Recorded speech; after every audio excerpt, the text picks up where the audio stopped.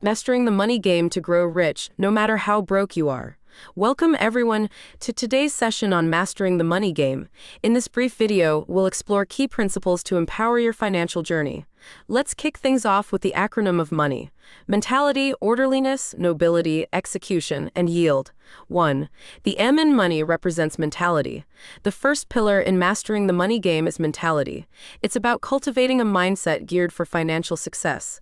Understand the power of faith and positive thinking and how it influences financial decisions. Embrace the concept of risk and reward, and know that setbacks are opportunities to learn and grow. You must renew your mind to be risk-tolerant for, as they say, nothing ventured, nothing gained. You should think long-term, not short-term, if you want to be rich.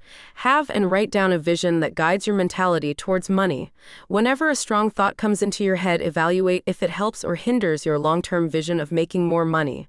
Focus only on thoughts that help your vision. Be open to new ways of making money. Always be on the lookout to diversify, and you will make money. Ideally, have 7 income streams and also invest on the money market as an 8th income stream. When you do the above, you will develop a resilient financial mindset that sets you up for success in the money game. 2. The O in money represents orderliness. Now let's delve into the importance of orderliness. Organization is key to financial success. Primary concepts under it include budgeting, saving, and investing. Budgeting. Budgeting is the process of creating a detailed plan that outlines your income and expenses over a specific period. It helps you allocate funds to different categories, such as housing, food, transportation, and savings. The goal of budgeting is to ensure that your spending aligns with your financial goals and allows you to manage your money effectively. Saving. Saving involves setting aside a portion of your income for future use rather than spending it immediately. It serves as a financial cushion for unexpected expenses or emergencies. Saving can take various forms, including putting money into a savings account, emergency fund, or other low-risk, easily accessible vehicles. It is a fundamental practice for building financial stability and security. Investing. Investing involves allocating money with the expectation of generating a return over time. Investors commit their funds to assets like stocks, bonds, real estate, or mutual funds, aiming to achieve capital appreciation, dividends, or interest. Investing comes with risks, but it offers the potential for higher returns compared to traditional saving. Successful investing often requires understanding one's risk tolerance, conducting thorough research, and adopting a long-term perspective. To be orderly with your money, also learn to manage debt wisely and familiarize yourself with financial tools such as retirement benefits and emergency funds. Orderliness is not just about tracking expenses. It's about creating a structured financial plan that aligns with your goals. 3. The N in money represents nobility. A noble person is a good financial steward. He is not in a hurry to make money to trap himself in get-rich-quick schemes. If you are noble, people can trust you with their money and appoint you into high positions at ease. No one gives valuable financial contracts to people that are unfaithful, for they will disappoint and cause losses. Nobility refers to ethical and principled behavior in financial matters. It emphasizes conducting financial activities with integrity, honesty, and a sense of moral responsibility. Noble financial practices involve transparency, fairness, and adherence to ethical standards. Practicing nobility in finances includes being truthful in financial dealings, honoring contractual agreements, and treating others with respect in financial transactions. It also encompasses making decisions that consider the well-being of all stakeholders involved, not just personal gain. In essence, embracing nobility in finances goes beyond monetary success. It reflects a commitment to ethical conduct and contributing positively to the financial well-being of individuals and the broader community. It aligns with the idea that financial success should be pursued with a strong moral compass and a sense of responsibility toward society. 4. The E in money represents execution. Execution involves turning plans into action. In personal finances, execution is akin to being the chief executive officer, CEO, of your financial life. It involves the effective implementation of your financial plans and strategies. Here are key aspects of execution in the context of personal finances. 1. Strategic decision-making. As the CEO of your financial life, you make strategic decisions regarding budgeting, saving, investing, and debt management. These decisions are aligned with your financial goals, considering both short-term and long-term objectives. 2. Actionable plans.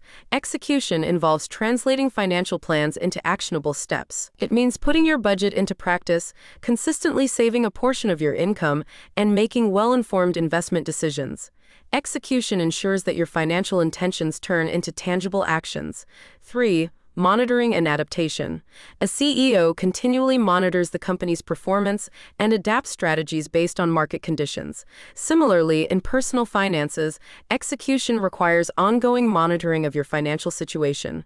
This includes regularly reviewing your budget, tracking expenses, and adjusting your investment portfolio as needed. 4. Risk management. CEOs assess and manage risks in their business operations. Likewise, in personal finances, effective execution involves understanding and managing financial risks.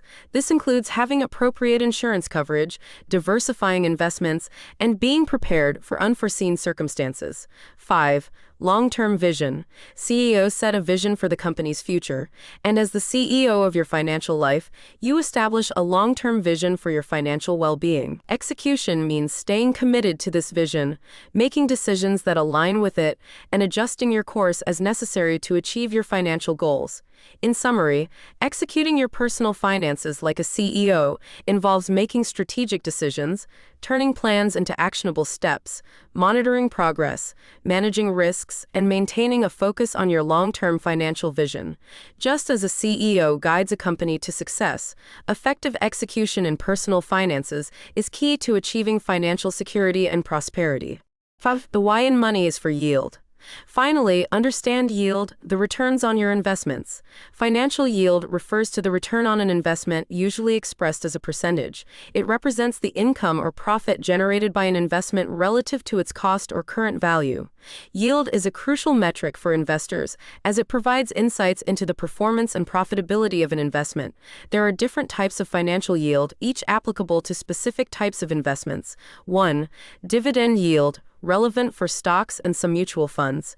2. Interest yield, common for fixed income securities like bonds, represents the interest income earned relative to the bond's face value or current market price. 3. Rental yield, applicable to real estate investments such as rental properties. 4.